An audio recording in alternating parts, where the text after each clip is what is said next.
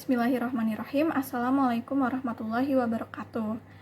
Perkenalkan, nama saya Jawharah Kusmastuti dari kelas 4A dengan NIM 112102510000107. Pada video kali ini saya akan menceritakan mengenai sejarah peradaban Islam pada masa dinasti Abbasiyah. Pada masa dinasti Bani Abbasiyah ini didirikan setelah menggulingkan kekuasaan dari Bani Umayyah yang pada saat itu dipimpin oleh Khalifah Marwan II bin Muhammad. Kemudian kekuasaan Bani Abbasiyah ini berlangsung dalam waktu yang cukup panjang, yaitu dari tahun 132 Hijriah hingga 656 Hijriah. Selanjutnya, Bani Abbasiyah ini merupakan pemerintahan Islam yang berdiri karena diambil dari nama paman Nabi Muhammad SAW, yaitu Abbas bin Abdul Muthalib, yang merupakan sebagai penghormatan kepada beliau dari anak dan juga cucunya karena berhasil membangun sebuah pemerintahan Islam, yaitu dinasti Abbasiyah. Penggagas pertama dari berdirinya dinasti Abbasiyah ini sendiri yaitu adalah Ali bin Abdullah bin Abbas bin Abdul Muthalib bin Abdi Manaf bin Hashim. Beliau ini terkenal sebagai seseorang yang loyal dan juga bersahabat dengan Bani Umayyah. Pada saat pemerintahan Khalifah Al-Walid bin Abdul Malik dari Bani Umayyah, beliau ini menganugerahkan kepada Ali bin Abdullah bin Abbas ini sebuah negeri Hamimah di Syam, yang dimana tempat ini awalnya merupakan negeri yang aman, tentram, dan juga tenang. Namun dari negeri kecil inilah muncul sebuah cabang golongan Hashimiyah yang dinamakan dengan golongan Abbasiyah, yang dicetuskan oleh Muhammad bin Ali bin Abdullah bin Abbas, yang merupakan anak dari Ali bin Abdullah bin Abbas. Selanjutnya itu ada sistem pemerintahan dari Bani Abbasiyah. Dasar-dasar dari pemerintahan Abbasiyah ini diletakkan oleh Khalifah pertama sekaligus pendiri dari dinasti Bani Abbasiyah, yaitu Abdul Abbas As-Saffah dan juga Abu Ja'far Al-Mansur, yang merupakan pembangun kekhalifahan dinasti Bani Abbasiyah ini. Pada saat itu, dukungan dari bangsa Persia ini sangat terlihat jelas ketika dinasti Abbasiyah ini berdiri, sehingga bergabung seorang pemuda yang gagah dan juga berani di Khurasan, yaitu Abu Muslim Al-Khurasani. Maka dari itu tidak heran bahwa kekhalifahan Bani Abbasiyah ini mengambil dari nilai-nilai Persia dalam sistem pemerintahannya. Bangsa Persia sendiri ini sangat mempercayai dengan adanya hak agung dari raja-raja yang didapat dari Tuhan. Oleh karena itu, para khalifah Abbasiyah memperoleh kekuasaan untuk mengatur negara langsung dari Allah, bukan dari rakyat, seperti ketika kekhalifahan pada zaman Khulafaur Rasyidin, di mana kekuasaan tertinggi pada pemerintahan Bani Abbasiyah ini diletakkan pada ulama, sehingga pemerintahannya ini merupakan pemerintahan dengan sistem teokrasi. Namun, dalam hal pengangkatan putra mahkota, Bani Abbasiyah ini masih meniru sistem yang dilakukan oleh Bani Umayyah, yaitu dengan menetapkan 2 orang putra sebagai pengganti pendahulunya yang kemudian di akhir nanti akan berakibat fatal karena akan timbul konflik dan juga pertikaian antara putra mahkota. Selanjutnya itu ada politik Bani Abbasiyah. Pada masa dinasti Bani Abbasiyah ini terbagi menjadi 4 periode. Maka dari itu politik yang dijalankan juga berbeda-beda. Yang pertamanya itu ada politik Bani Abbasiyah pada periode pertama, di mana pada periode ini Khalifah Bani Abbasiyah ini tetap dari turunan Arab murni. Sementara para menteri, gubernur, panglima, dan juga pegawai lainnya ini diangkat dari golongan Mawali dan Persia. Selanjutnya yaitu kota Baghdad, di mana kota Baghdad ini ditetapkan sebagai ibu kota negara yang menjadi pusat kegiatan politik, ekonomi, sosial, dan juga kebudayaan. Selanjutnya yaitu ilmu pengetahuan pada periode ini dipandang sebagai sesuatu yang sangat penting dan juga mulia. Kemudian kebebasan berpikir sebagai hak asasi manusia juga sangat diakui sepenuhnya. Kemudian para menteri turunan dari Persia juga diberi hak penuh dalam menjalankan pemerintahan, sehingga mereka memegang peranan yang sangat penting dalam membina tamadun Islam. Selanjutnya itu politik yang dijalankan pada periode kedua, ketiga, dan juga keempat. pada periode 3 masa ini, kekuasaan politik ini mulai sedikit menurun, terutama pada politik yang terjadi di sentral, di mana negara-negara atau kerajaan kecil sudah tidak begitu menghiraukan pemerintah pusat, kecuali terdapat pengakuan secara politis, dan juga menurunnya kekuatan dari militer pusat. Selanjutnya itu muncul kerajaan-kerajaan kecil yang memutus ikatan politik antara wilayah-wilayah Islam seperti di Andalusia, Afrika Utara, Mesir, Yaman, dan juga beberapa wilayah lainnya. Selanjutnya, kota Baghdad ini bukan menjadi satu-satunya kota internasional dan juga terbesar lagi, karena masing-masing kerajaan berlomba-lomba untuk mendirikan kota yang dapat menyaingi kota Baghdad. Selanjutnya itu yang terakhir, para khalifah yang berlomba-lomba untuk memajukan ilmu pengetahuan. Pada periode ini ilmu pengetahuan ini lebih tinggi martabatnya dibandingkan abad sebelumnya. Karena tadi pemerintahan Bani Abbasiyah ini terbagi menjadi 4 periode, maka saya akan menjelaskan terlebih dahulu mengenai periode-periode di pemerintahan dinasti Abbasiyah. Yang pertama yaitu periode Abbasiyah yang pertama yang terjadi pada tahun 132 hingga 232 Hijriah. Pada periode ini berlangsung selama 97 tahun dan juga dipimpin oleh 9 orang khalifah, di mana periode ini disebut sebagai periode keemasan Daulah Abbasiyah. Kemudian berikut ini ada beberapa para khalifah yang memimpin Daulah Abbasiyah pada periode pertama, yaitu yang pertama ada Abdul Abbas As-Saffah, lalu yang kedua ada Abu Ja'far Al-Mansur, yang ketiga ada Al-Mahdi, yang keempat Musa Al-Hadi, yang kelima Harun Ar-Rasyid, yang keenam Al-Amin, yang ketujuh Abdullah Al-Makmun, yang kedelapan Al-Mu'tasim Illah, dan yang kesembilan yaitu Al-Watsiq. Selanjutnya ada periode Abbasiyah yang kedua, di mana periode ini berlangsung selama 99 tahun. Periode ini dipimpin oleh 13 khalifah, dan pada periode ini dapat dikatakan sebagai awal dari kelemahan dinasti Abbasiyah, dikarenakan banyaknya daerah-daerah kecil yang berusaha untuk melepaskan diri dari dinasti Abbasiyah. Nah, selanjutnya itu ada para khalifah yang memimpin Daulah Abbasiyah yang kedua. Yang pertama ada Al-Mutawakkil, yang kedua Al-Muntashir, yang ketiga Al-Musta'in, yang keempat Al-Mu'taz, yang kelima Al-Muhtadi, yang keenam Al-Mu'tamid, yang ketujuh Al-Mu'tadin, yang kedelapan Al-Muktafi, yang kesembilan Al-Muqtadi, yang kesepuluh Al-Qahir, yang kesebelas Al-Radi, yang kedua belas Al-Mutaqi, yang ke-13 Al-Mustakfi.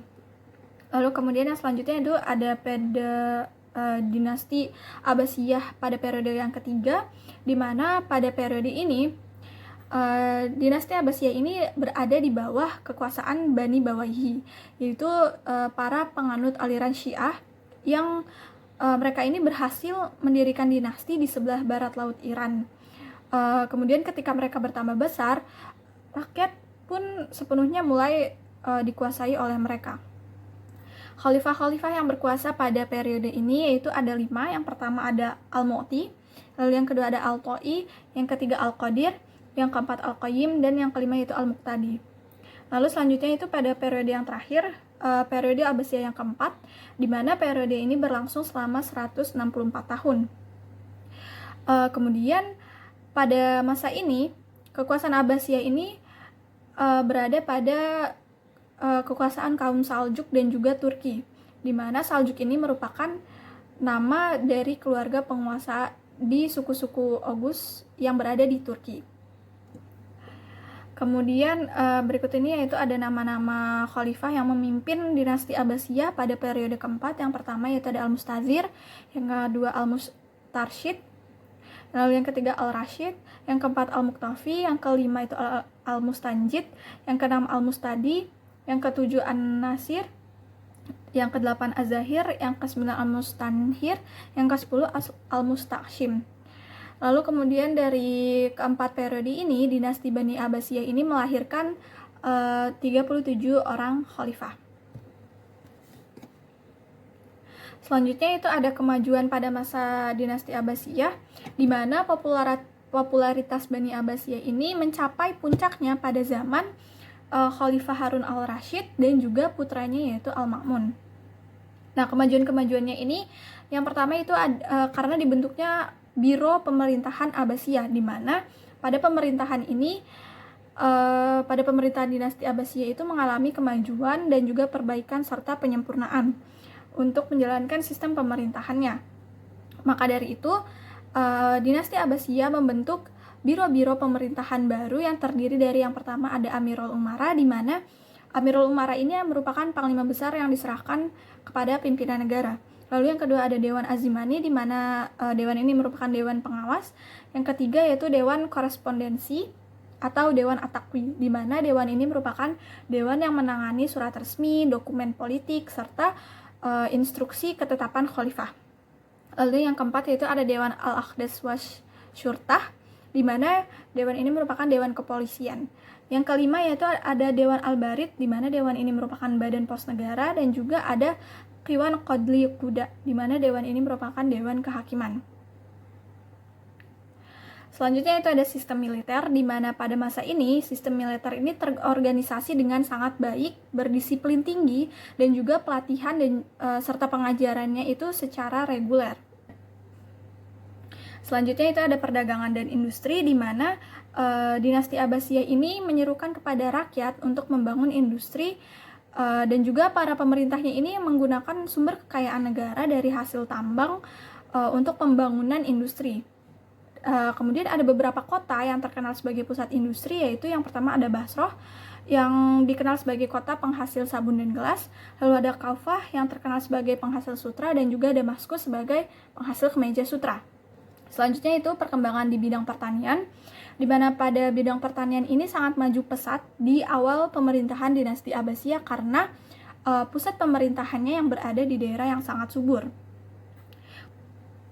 Selanjutnya itu ada perkembangan ilmu pada masa dinasti Abbasiyah.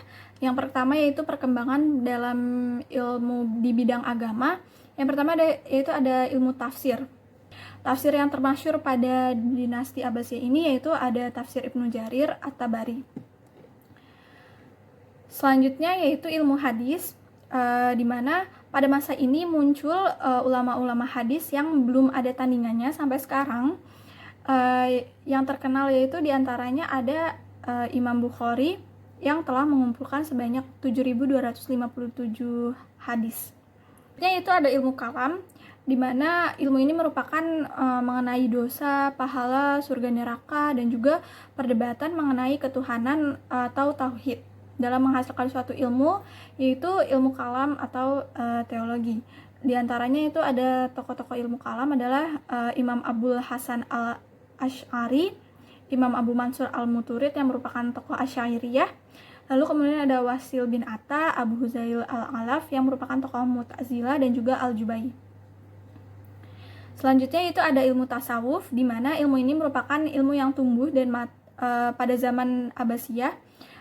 Kemudian inti dari ajarannya merupakan untuk tekun beribadah dengan menyerahkan diri sepenuhnya pada Allah Subhanahu wa taala, serta meninggalkan kesenangan dan perhiasan dunia dan bersunyi diri beribadah. Nah, lahirnya ilmu tasawuf ini muncul di kalangan ulama antara lain Al-Qushairi, Syahabudari, dan juga Imam Al-Ghazali.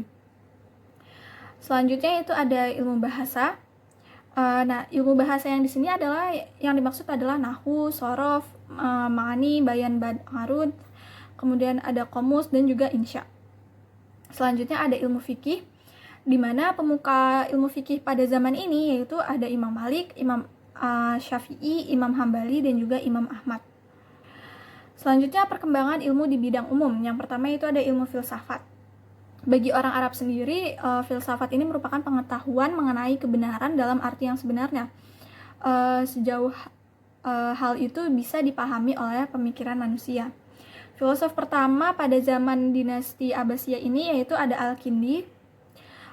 Kemudian ada juga tokoh seperti Ibnu Sina, Ibnu Majah, Ibnu Tufail, Al-Ghazali, dan juga Ibnu Rusyid.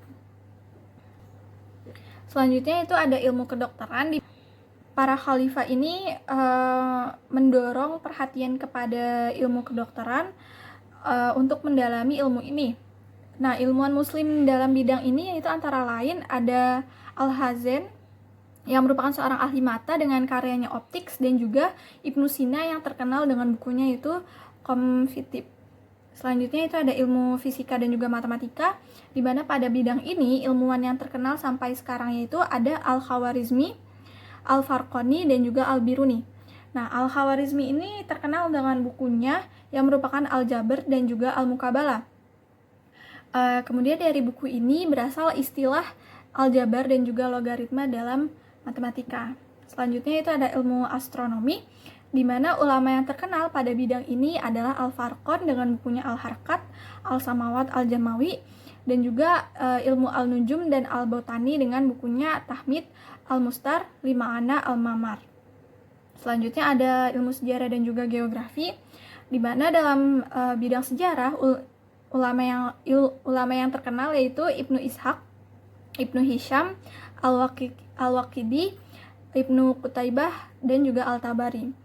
Kemudian dalam bidang ilmu geografi, ulama yang terkenal yaitu Al-Yuqubi dengan karyanya Al-Buldan, Ibnu Kharzabah dengan bukunya Al-Mawalik wa Al-Mawalid. Selanjutnya itu ada sebab dari kehancuran dinasti Bani Abbasiyah yang terdiri dari dua faktor juga, yaitu faktor internal dan eksternal. Faktor internalnya itu ada dari lemahnya semangat patriotisme negara yang menyebabkan jiwa jihad yang diajarkan Islam ini tidak berdaya lagi menahan segala amukan yang datang, baik dari dalam maupun dari luar negeri. Kemudian hilangnya sifat amanah dalam segala perjanjian yang telah dibuat. Kemudian tidak percayanya pada kekuatan sendiri. Kemudian ada fanatik terhadap mazhab, persaingan, dan juga perebutan antara Abbasiyah dan juga Alawiyah. Dan yang terakhir yaitu kemerosotan ekonomi yang terjadi karena ada banyaknya biaya yang digunakan untuk anggaran tentara. Faktor eksternalnya ini berupa disintegrasi, yaitu kebijakan untuk lebih mengutamakan pembinaan peradaban dan kebudayaan Islam daripada politik. Selanjutnya itu ada perang salib yang berlangsung selama beberapa gelombang dan juga menelan banyak korban. Setelah itu yang terakhir ada serangan tentara Mongol ke wilayah kekuasaan Islam. Serangan tentara Mongol ini disebutkan bahwa Hulagu Khan yang merupakan panglima tentara Mongol ini sangat membenci Islam karena ia banyak dipengaruhi oleh orang-orang Buddha dan juga Kristen Nestorian. Sekian penjelasan dari saya mengenai sejarah peradaban Islam pada masa dinasti Abbasiyah. Saya memohon maaf atas kesalahan yang telah saya perbuat. Kurang lebihnya juga saya memohon maaf. Wassalamualaikum warahmatullahi wabarakatuh.